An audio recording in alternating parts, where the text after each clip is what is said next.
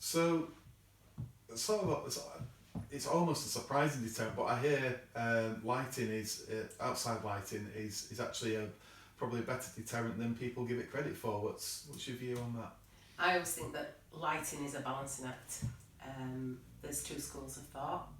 The first school says don't light it because you're giving the burglar the light they need to do their job. Right. The second school says, and this is the one that I subscribe to, is that you light it up so that that burglar can be seen or is more likely to be seen Yeah. because they are not in the shadows. Yeah. So for me, I would say if you, particularly at the rear of the property, make sure you've got some lighting. Yeah. So you've got some options, particularly on a residential home. What you don't want to do is you don't want it lit up like Blackpool.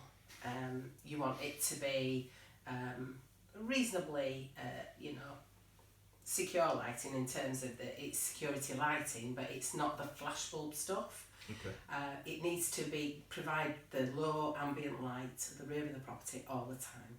So I would normally go for recommending the dusk till dawn lighting units. Okay. So that means you don't have to worry about it. You arrive home from work in the hours of darkness and your property's lit because they come on automatically with the lowering of the daylight.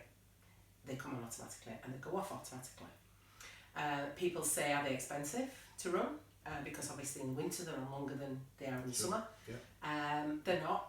The LED bulbs in these units are very often the low energy type, really, really cost effective. And unlike the flash units that you do see, the motion flash units, they are very expensive bulbs, very hard to maintain, constantly changing them. They're more expensive to run.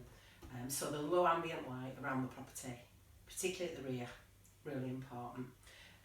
You might want to have one in a porch area so that you can see whoever's at the door before you get there, or at least you've got some idea by an outline or at the doorway, or if you're using a video doorbell, it complements the actual camera there. If you don't want to go to the expense of having the lighting wired in, obviously, because you need the electrician and the certificate and everything, then you might look at the solar options. There's quite a lot of those on the market at the moment.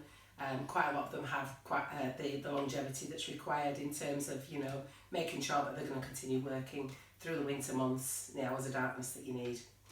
So there's plenty of options, but yeah, some lighting definitely at the rear of any property is a good idea.